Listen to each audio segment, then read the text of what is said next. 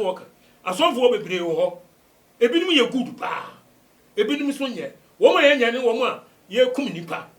wo ma ye 419 ye bu enipa kom eji e gold eji e dweten eji e sika akese ne agapade afiri yensem enti wonye sofo ntino won ka bi wo bra wo hu wonye sofo wonye nipa wonte wo manu dia sa sofo no ka no do wo chen adwene but me dia me hu say Canada Japan adwuma wo ye no eye ne kwan so ano no because ne kwan so ano eja ene ntwa ano kan yemfa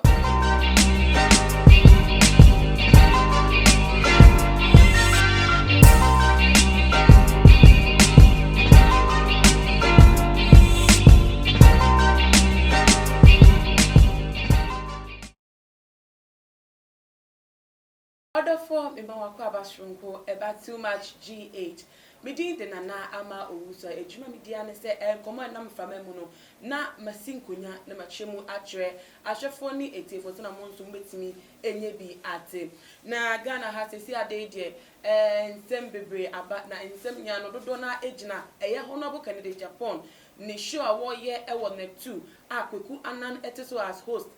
Just saying guest the 4 Bible also. Honorable in Japan name airport now or yet a soft phone eduma. Make sure expose. Na expose the money at the same bebre. A year a soft for just 1 year in Yama who always say 1 more mukunipa edimoja aya quantre. 1 more so 1 matter oil fibe be almost so and can't eguso. Womuso amutimidi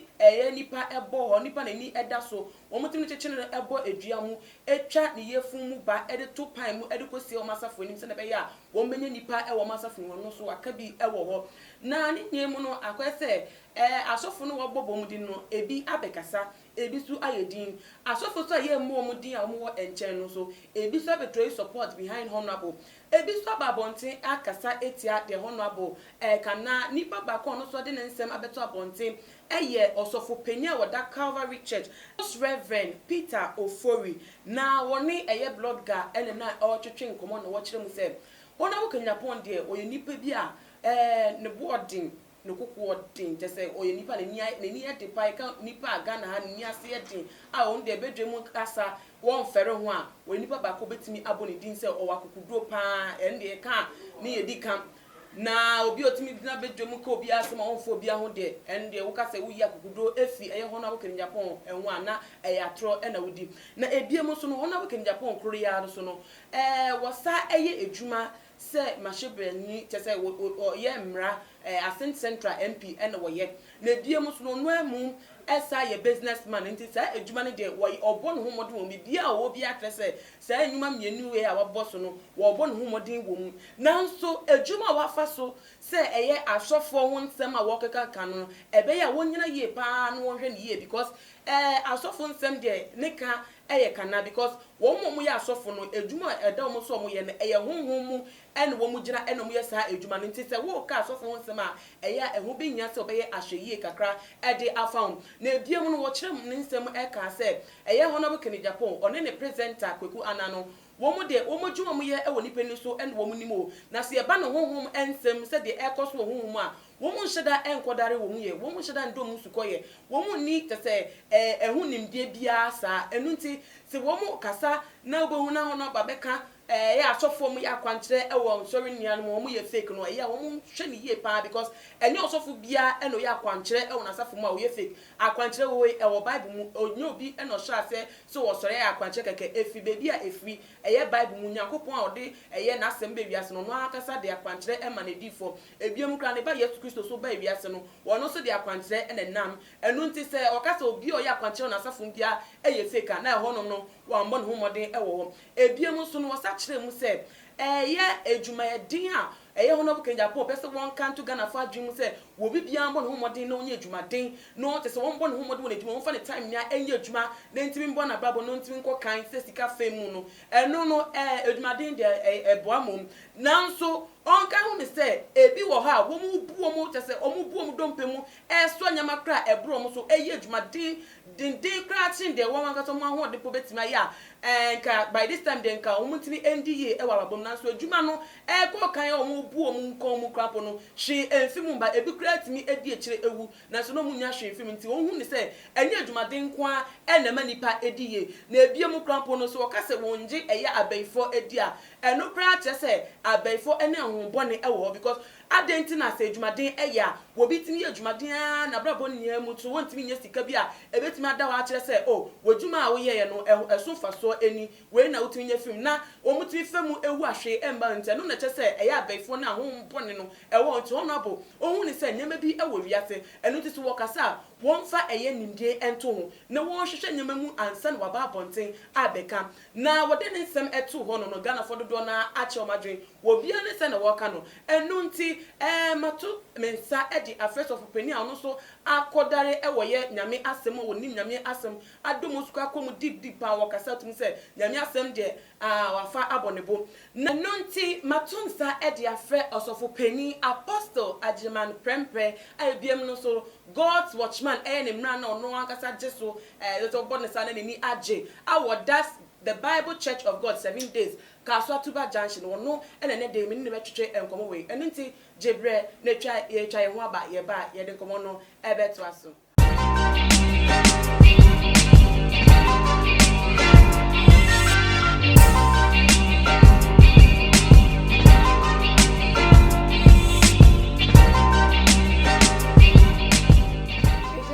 no akwa abashunko ya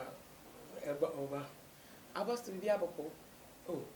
enya duma ye pa anso ho tise anya dumi so me hu eye ama wusu a abastu ko mdia na tese ya se me second born on wusu a de ne to me ma nkasa de ya wusu a ntina ya mu hu anu mani age na maka me ma edem da se eja eye osofa oda Calvary Church ano Most Reverend Peter Ofori ninsema odi ade tutuda Most Reverend Peter Ofori oda Calvary Church ano Calvary na wo hwe ninsema wo ka se hono abukene Japan wo akukudro ni niadin ebiem so wo bon homodo na adwuma mu se as an MP na ebiem so say businessman wa ya ade wo hono nanso eba no honhom ensem a won bre no hase kakra wo because won sheda endomo square sansem no dwe ho sei odika yo ozu abedase mama nyame nhyira nyame mwa mo asomdwie adwumayefo nyina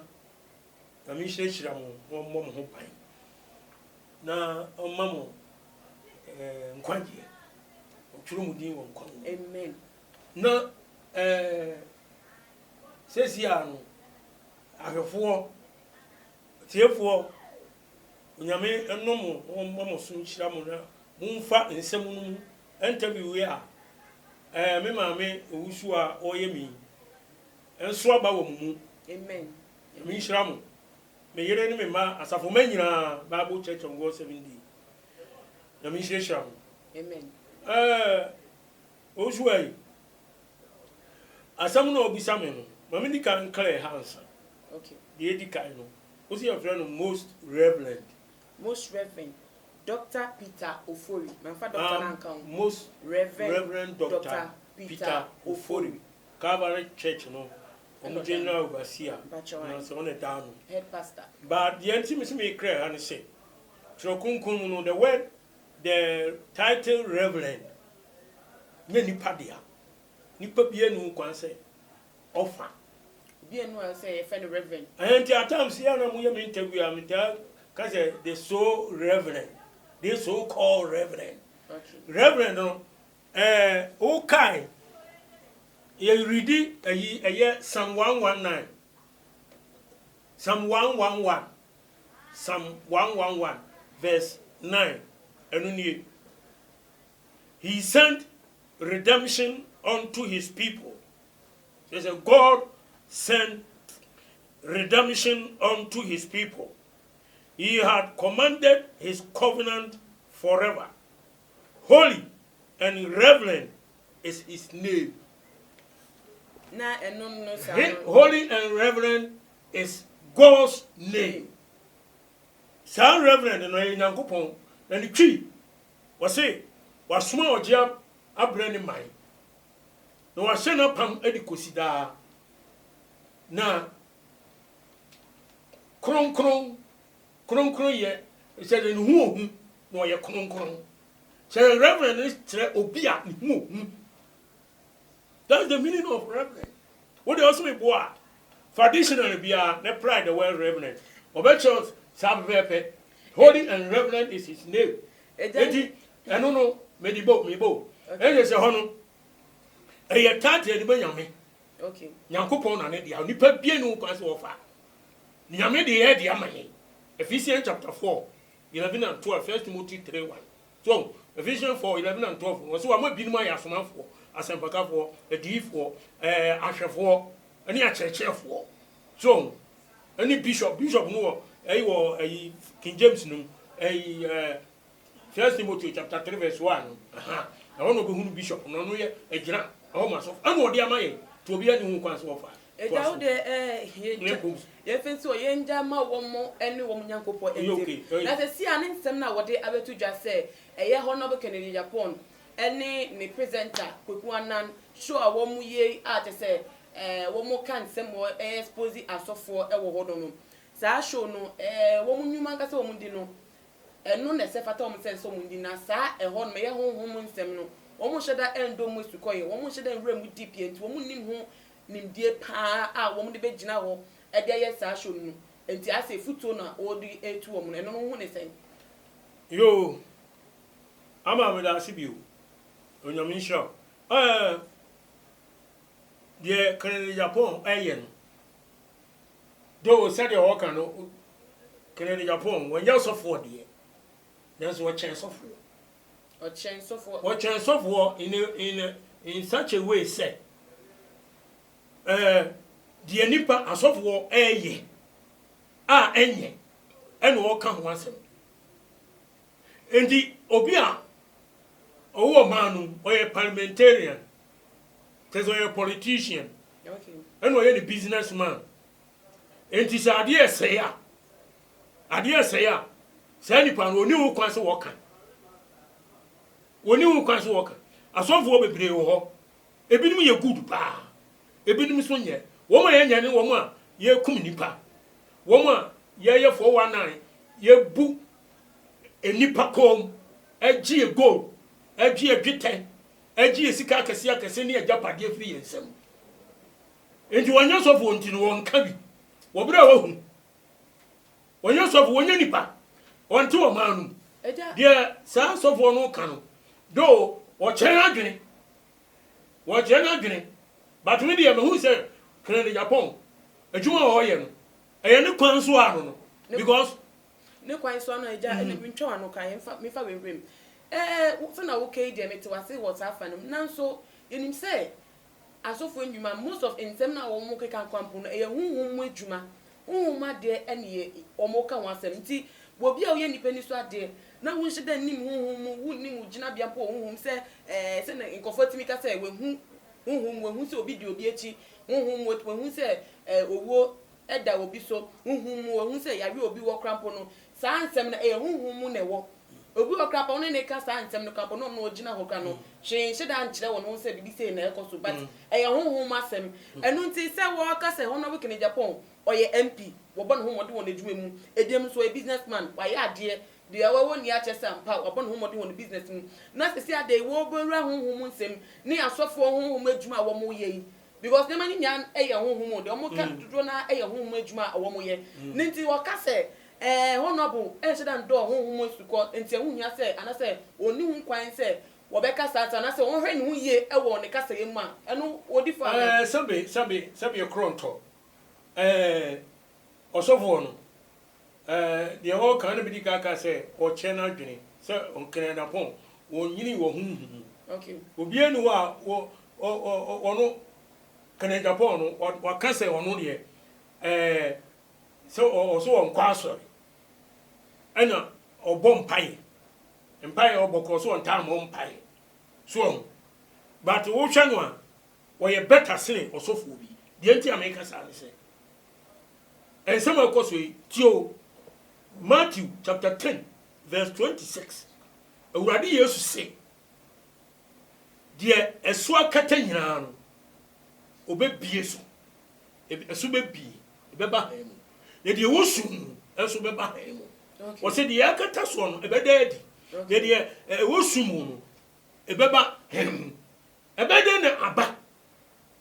Ɛgye sɛ Nyankopɔn no anam nipa so.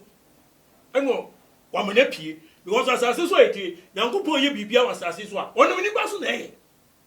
Ɔyɛ nipa ɔnam nipa so na ɛyɛ. Nipa no nim honhom nsɛm o, oni honhom nsɛm o, Nyankopɔn tumi fa no de yɛ. Sɛdeɛ nipa no ɔyɛ no.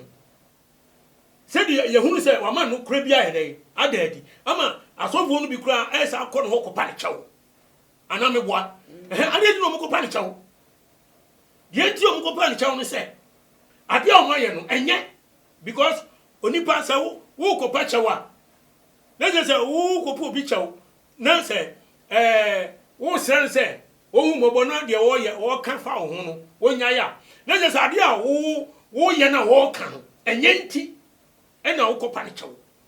wɔn nya onipa no ɔnyɛ bɔne a ade ndi na ɔkɔpa kyɛw ade nti ne Nyankopɔn sɛ adeɛ wɔ sum ɛbɛpie ɛbɛba han mu na deɛ wɔso akata no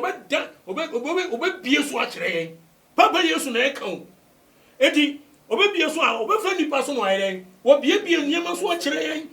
eti kan yɛ Japan no me na de bia me kasa me support no because ɛnokora no ɔpɛ sɛ daadi ɛnokora no ɔpɛ sɛ daadi eja wɔsɛ siso sɛ honorable ɛkeka sɛ ɛyɛ asɔre a yɛyɛ akwankyerɛ ɛne edifo mu yɛ akwankyerɛ bebree na no wɔn nia no wɔn fi awurade wɔn yɛ fake asɔre bi a wura mu a yɛyɛ akwankyerɛ bi ano ɔhɔ yɛ fake na yɛhwɛ so sɛ na yɛ most reverend Peter Ofori Aken wohɛ Bible mu ɛkɔ w'akyi a wotumi sɛ Bible no mu ankasa nkwa na efi asase no kan na akwankyerɛ wɔ hɔ mpanimfo no mu abatwa mu na ebi yɛ akwankyerɛ ɛma te sɛ yɛwura Yesu Kristo kra a ɔyɛ Nyankopɔn ba no so bɛ ewia so no so bɛ yɛ akwankyerɛ saa ɛyɛ nyɛma bi sɛ akwankyerɛ la nti sɛ wɔka sɛ asɔre bi a ɔwura mu bia no sɛ akwankyerɛ wɔ mu nkwa de na ɛpata sɛ ɔsɔfo ni ɛyɛ fake a na honorable hɔnom no wɔn ho kwan yo mi da se Yesu Kristo akwankyerɛ bɛn ya na ɔyɛ ɛno nse onipa wu anyane no obi na bubuafo ɔda hɔ ɔha ɔpagya ɔse sɔre ne nante no asɔre ya nante ampa ɛhɔ no sɛ akwankyerɛ ɔfa nɛteɛ ano wɔn obi a ɔfa nɛteɛ asrɛ nipa mfrɛ ne ani ama na ni ateda wɔhunu bi ɔgana hada anase ni ayi akwatafoɔ bi a ɔma ɔmo ho fie wɔn na aba wɔtumi ama akwatafoɔ ɛsɛ ɔse deɛ ɔyɛ ne yɛbɛyɛ deɛ kyɛn santi wɔn mo yi yɛbɛyɛ deɛ kyɛn saa no sɛdeɛ Yesu Kristo kan yɛ no ɛnyɛ bi ni me yɛ ɔsɔfo o adwuma no so ma yɛn nso akyɛ kakra what you say but and no your friend say Luke chapter 16 verse 16 was say every John the Baptist breso edibesi samri or your so ahini no or ka Onyankopon ho asempa so was it kan no edibo no but this time yego kan sempa ni kire nipa so no nipa ntimi sakra na twene so the evangelism no here this time say nipa be sakra akwankyere no say Bible account 2 Corinthians 11:13 to 15 was say say nipa yi asomafo atorofo adwumayefo na adafo o mudan ho yese Kristo asomafo na emane nyanwanwa mu mane nyanwanwa na Satan na akran potumi dan no yese han bofo enti na asomafo nso dan no mu yese tene ne asomfo a was say anya de kase bia ye mane nyanwanwa de be be wie won se de o munwuma sitie okay what you say enti awurade aka asem bi ato ya ese bonsam be ye ewo wieye bre na wonim se honorable kan ni Japan ye o kan rando mi hu se me hwe no TV so obi de ayi Sudi wodi afra oye wodi no o show ho ye binum ye o ebinum so di nsuo ya ye to ya abotoro mu nsuo ya ye no na obi edi ni leburu abon no otomba nipa ejanya anwi egu fom ya na Yesu Kristo sisai anwi egu fom common no sisai no di eye akwankyere mani freni mi anwa no se na ebe no anwa ye nto eda fom no sisai enti obi enfa nsuo no ensuo no yoton sei 1 cedi Is it a quanchano sumbo? The Yaman no sumbo. Meba, you told to a 2 cities. Now they are quanchere. Ajinipa, the Ajinipa, 30 Ghana, 300 million, 300,000. Old currency, new currency, 30 cities, 20 cities. It's slow. Now quanchere way. If you don't go more necessarily, if you won't panel. So just here. Now, a Christo buy, you know. The obey was sending pie here. Nipa 5,000. Which means as sending pie away, you know, some young one, you may be. We know also up at the animal modi. I sent a young modi. Emma, Nipa, Biblio, a brave say, a comedy woman, Peter Mugajan say, a year and conform as they will not do the answer. And you pay more Jamuka, Monco, Pebini. No, crisis say, oh, Mamma Pebby, woman, Peter was now ready, anyway. Yenny a pound woman in Patami, and a cry a quanchre. Meba Anna was moved on Rebbe, and no shirasso, a Gianni Busum woman did Jim Macy's son, your good from Grano, 12 baskets, I can say, can think, do me, you know. And some woman in echo. What you whisker? Christo Bassaya, you know, what you whisker? A quanchre, a woken, ya will be some woman, the chakwa. One more. Abeto ade no wo ho Peter ne Paul no ne ade no woman ko ton bibia ma obia woman ko ton bibia Yesu Kristo an ton bibia woman ton ne ma no woman ko ton bibiba no ayu ade a ono ye make ko bi ti ko to free kiosk no o say oil no ya san no or the dada what you say apostle only yen silipi enunti se na ye Reverend Peter for we counterfeit and fake enti wo ka say enye asori bia ye akwankyere wo mu na fake nti no oni gina so bia wo ka say say ason de gu emu awodo say enti ye akwankyere oni nemu ana pata say wo bi dia ba bonti a oton nti na ebi so dia wo mu ye no kware kwan so krojin say akwankyere wo ba bi no mo de mankofo no mo so wo mu ye fake say na because say asori bia ye akwankyere wo mu na ye fake. Oh, Tio, what they say, Ben Vossy, Nipa Bacon, yes, Infantini, Bacon, no Cody, Ababia, and be a friend, a fine. And indeed, I say, a man from Munina, Infanti 4. So, Nipa Bacon, no Cody, and Jenny Fro Munina. Oh, as you want some of the something, but Chelsea, and yet, as of one, yes, sir. And as of one answer, a quancherano, and yes, I can't know Radia Chain. Oh, yeah, Omodia, a quancherry, ye this sweetie, and any number film, and the Tom and Nipa, a boarding. Oh, yeah, our Bible. A Mark chapter 6, verse 13. Yes, you smash young one. So, Mungo Sayare, and go cancer and pan Sayare to your money, only the oil coin. No man will report to Bass, baby, the Yayasa, Nipper, and Fuanyani, why I don't use you here. No, send a patter sack, okay. You are a quancher be nominated on. Okay. And you almost yes, sir. Fine. James chapter 5, 14 and 15. Or see us upon say, Mumubi Yaria, young flash of Mumpen in form. Near my bonnet some pie, and slamming more. Oh, yes, kiss with Dimu.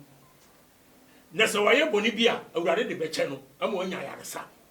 So I'm one kind of Eddie and Oyano, Mimi, to me, you should be. Me, I'm a coto. Obi Yaria, me the good, me bomb pie, me not get sran. So just send a Bible at them. You got a Bible, Yenny Pano, Eddie Walker. Send a Radia Chessy and Yano, and yes, a war cotona or new Panabeton, Abaton, every war. Young Tony, sir. Tio, one more damn Yano, yes, silly trasty. One near me, son of Besame. Almost see Jeremiah 20, Isaiah 29:16. Was it Musi see near me trust? Almost see near me trust. Or what than near man? I can't change your city. I can't tell. And you may catch us say, a beer will pay a common. Who yabi? A beer will pay you maybe. And I say, Yabi also. They say, quiet 3 days fasting. Says to say, dry. No, you are. Be a bay yama. A yaquancher and much own. Bois. Would you know Koya? A baby moonso. You are concerning Koya and almost ya Barbara Cherry. True, no one had the antissa, no to me, Nipa Koya country. Obi tumi num moja. No obegyina pulpit anim. No preach no kasa no ya kwankyere ne azade. Na je se wa bere no bonsama bene no. Ode na begyina ho. Eda yemfa comment no bi entwem. We efi Owusu Gideon no say Kennedy Japan really doesn't understand the things of God in a way. Very true talk, very reverend. And also ehunu say the reverend no e kan no no kore e wo afa bi so because enye ni nya na honorable King Japan ya efa ekwan e wo nyame asem emu. Gestion so e dey about say seriously Kennedy Japan needs to be a born again Christian. He is totally ignorant of the things of God. Only wise pastor like this would speak against what is going on Netu. Ono so won say ye wo so funu abekasa no owonimdie pa na adwumu edo. Wo hwese no wo church ne nsem e pa che say wo hwed yie pa ye wura honorable Kennedy Japan. Ehu behia so be fa Yesu Kristo se ne wura ne na jenkwa no akọ Bible mu no esuesa Bible ni yie anse no be Bible ntia beto na dwuma so a wa beto aso. Kuku fifi eso dia wode about say Ghanaians should be serious and immediately boycott the Calvary Church. Fake pastor. Onusu hu ne say wosofu we there. Ni ania eche say wonoso kayanom for no ehum. We amedi echato efi vera onusu edi odaba say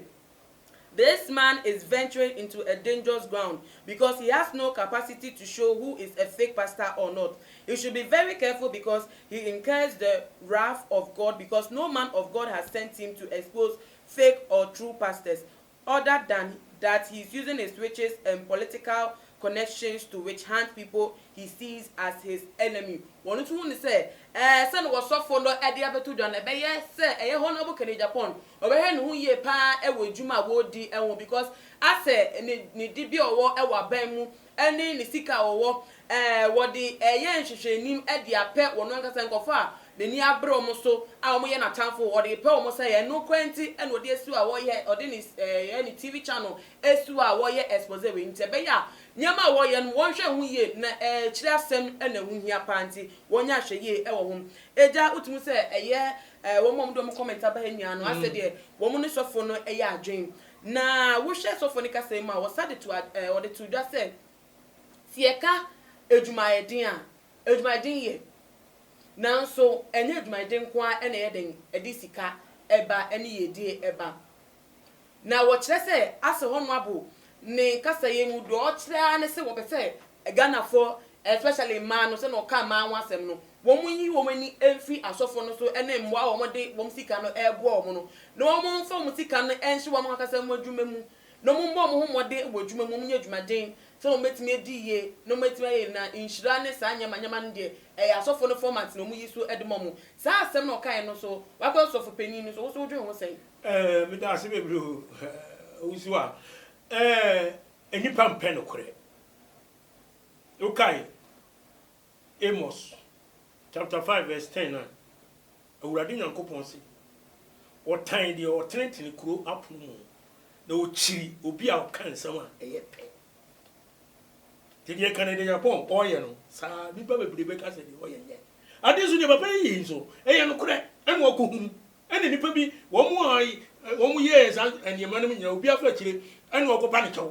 no obi tintasuo gu obi anum wo di ase eja na sa de ma wenti wo nya sofo wonti mo nka eja nya ne sa o se wo oka nya so wo de adwumaden abehye mu se enkofo nya nsa no mu nya adwumaden no mu nya se wom do musika ehye asofo no wom anom do musika koma asofo no mu ediye no wom tete wo twente inhire bi besi ja ka ba ho nyina eja ka se ka wom bo no so mami no straight mami ben voice bibi anko ka papa anyi grede okay oh nya me kire no Matthias adwuma nipa ye de nyame edi kan from the foundation of the world Genesis 3:19 o ka cha Adam say wonim fifrem ena ubedidi akosi se obesa akodo team na wo ne uye ne tie na de tie mu na obesa akoro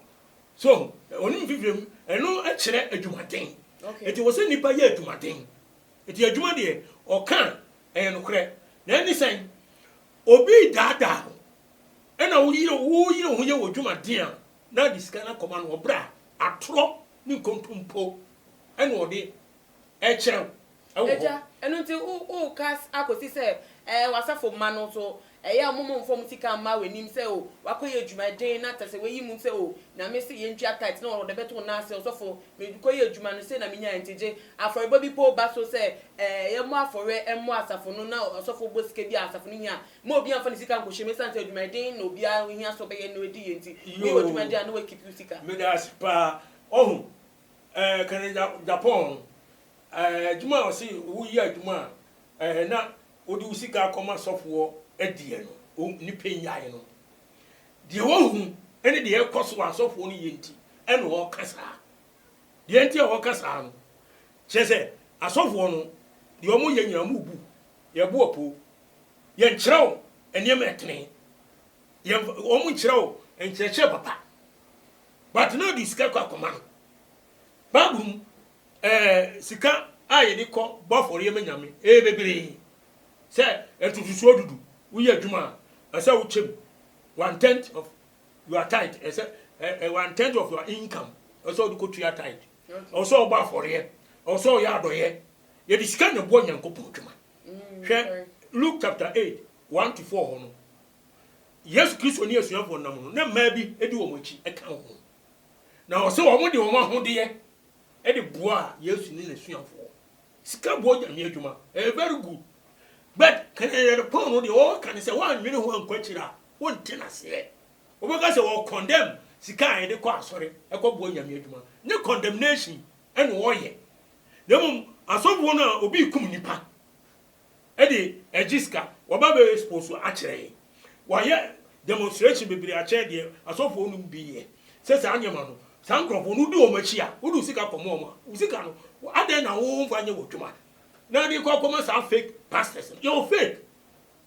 sika ye di fake o mo fake bia o mo asore bia say fake o but wo tu ekristofoni afo say say wo di sika be kwa asore de enka ye adwumaden fa sika ne hye wo adwuma ne ye adwumaden na mbo anho na da dankopon be hu ono akasa be Philippe mu ahyira wo nka we hyira so na wo akasa wo tu baby no a wo nya hwe mo asore na nka we nya wo sika adwumaden o ba jese o kase I first can go was or see honorable Kenyapo na no akase ni masem say Ghana ma or the man fato wo mko edwom no mko bre eti fife ton ade a sika kaka no mbenya wo hono no mo maboa ho ano no mda koto sofo nim sofo je atofu de ye nyame adwuma ye de yese ye de to akwankyere ni sa nyamanyama no na sa sika no so committee ni de ahye adwuma mu anya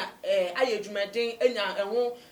sihu bebre ene wo akase adwumadin mu na Ghana for enye eno sofo eso ababonti akase enye de bia da ene adwumadin eboa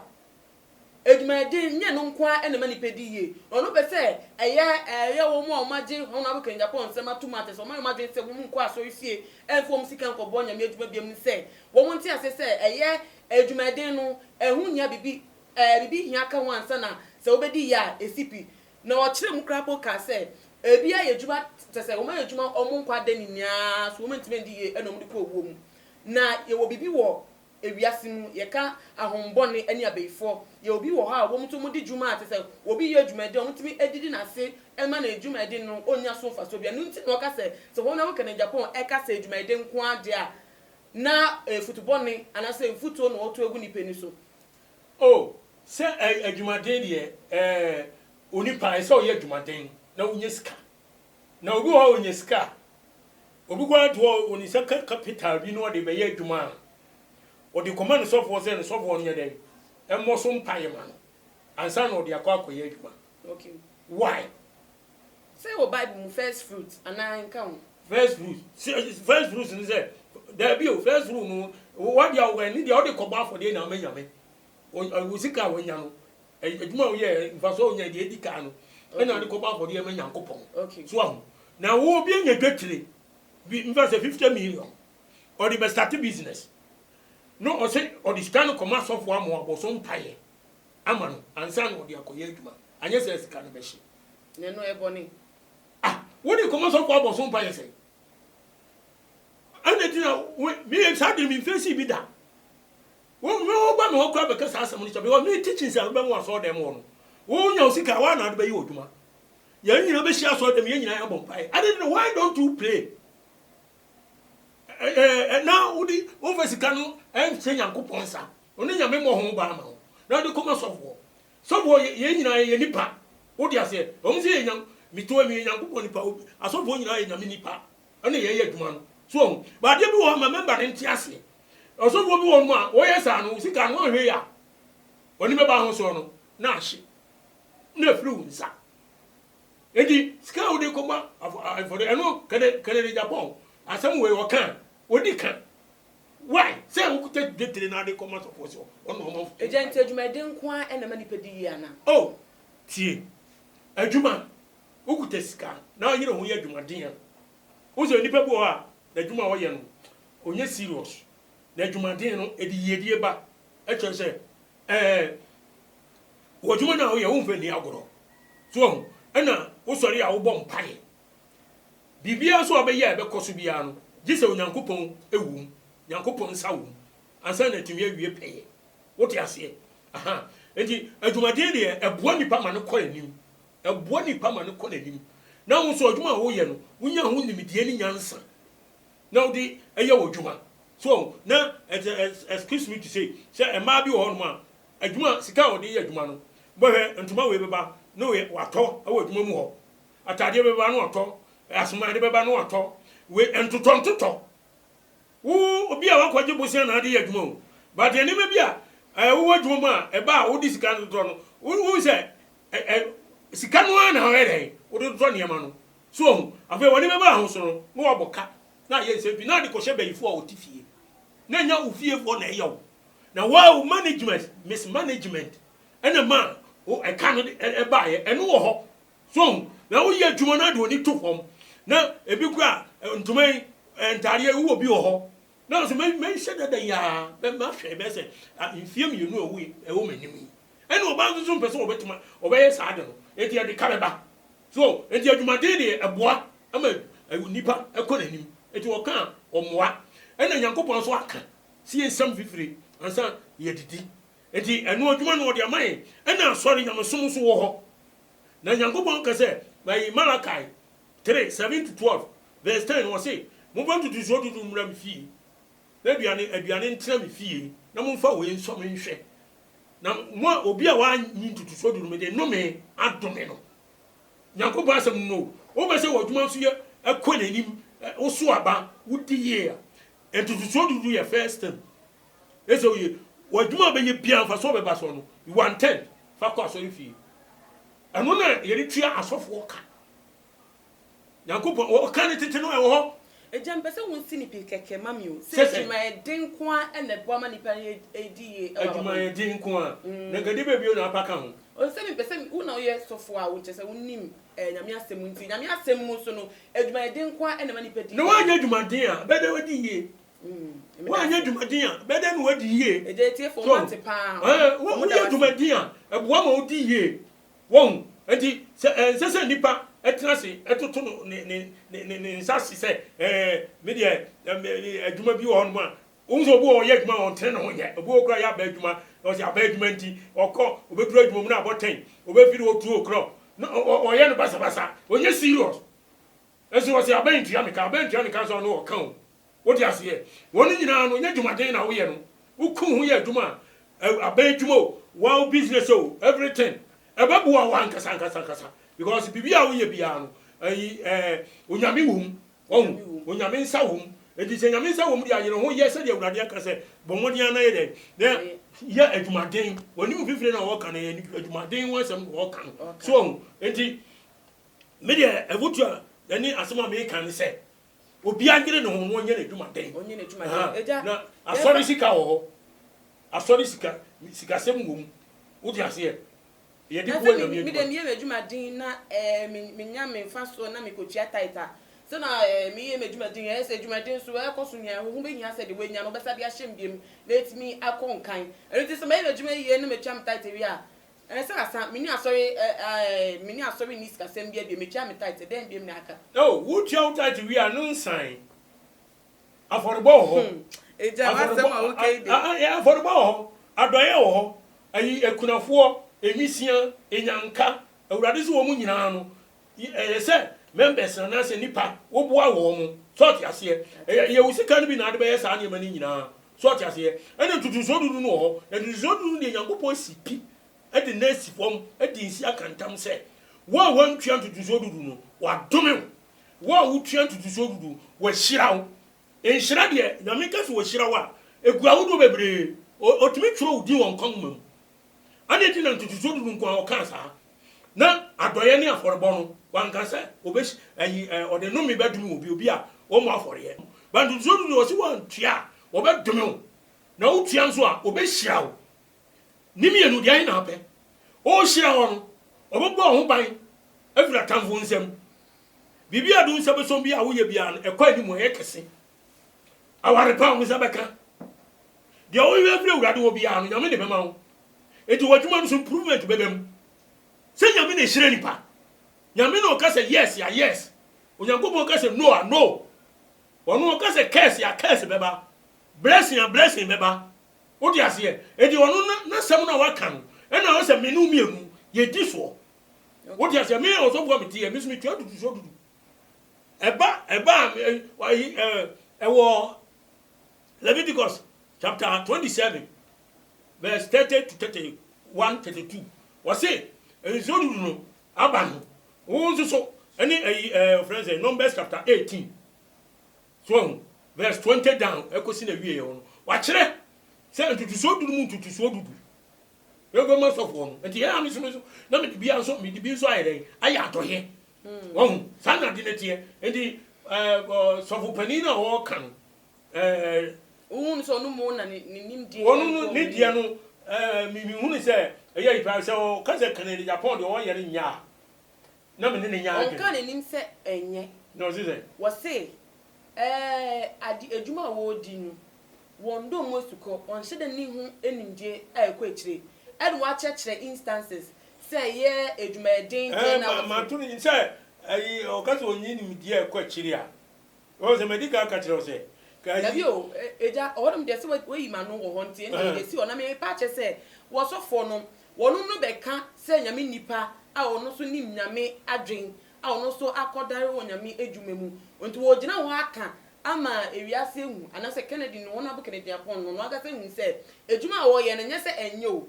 eye nanso na ejuma die mu ne kasa ye mu no wo ye ne tutu ye yie kakra ene ne point pa de say ne point ne se enye de wo ka ne nua no nye ni so ade nkwa ene ye asem na de ne ye honhom asem ene to no honhom asem se say se ne ye ka se ejuma ka no se ejuma de nkwa ene bebo ama ni pedi ye o kire mu se ejuma de uko Bible mu kra ya ka se ejuma de wo ye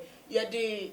Nyame nshira ene manipa ediye na nya edwumaden kwa nti se Nyankopɔn nshira kan wa na obi tu nomo se wo kwa asori Nyame nshira na ye ma onipa di eye odefo na Nyame nshira ma onipa ye odefo no ebe de Nyame nshira wo ese o de na medwumaden wo de wo be ya ama Nyankopɔn se wo nka se edwumaden nye o wo se enye edwumaden kwa se na hona bu ka se obi an enyere ne ho emia na ni nye edwuma wo obi an fa sika ko oh yeah se obi ayi no we edwuma na o se fe sika ko we edwuma no ye wodi votrofo no wo di ase asofo no ebi ye o ene bi nso ye o edi wo kasa tena se hu se de wo ka no ene de wo de ne di ya e koso no sa wo di sa edi votrofo no bi akidi a no ho hu ye because de koso no e kire se edi vo no bi atrofo ebi ye na adafo Bible nso akan pefe oh ene bi nso kuta Bible no ene de Bible no na ye dwuma edi Bible di Bible nsem so oh because Bible catch Proverbs 4:13 o say so nchire mu den enyem kura no ene no nkwa encheche na de wo konkwam encheche no na bama unhira eno na de ade pebre wo ena wo de wo so wo pe kwankyere wo pe enkomhye wo pe nisuade hu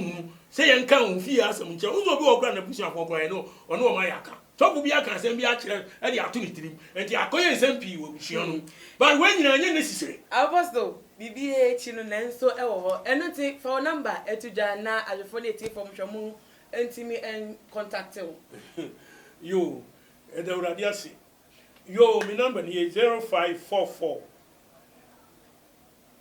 262614 0544 262614 and 02070 20011. Ebusia for Apostle Ajiman Prempre Awada, the Bible Church of God. Kaswa 7-day church no hona wono na menene twetwe enkomo ene day na me kai mo a kire mo say mo betimi a comment e wo ye video yi ase adwen bia wo fa de apostle kan na ebiem so no issue ye discuss wo ha no betimi e de ato ho no na ebiem so no wo ho kwan so be share video we wo all the social media platform one down for busuafo bibia utimi send e de mano wo betimi so a follow TumaGH wo ye Instagram page at TumaGH _ midin de na ama owusa makramu.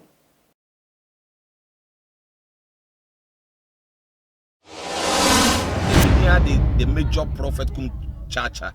on say me catch was say bomoden na hwe too much GH on say me kan ye nyene bone pa na kase ye pe wo wi ase ya asonde ti na adam wo hu nyame ye no nyam no wo hu ne ma bi a wo hwehwehwehwe e wo other place ne ade kate won na bomoden na be hwe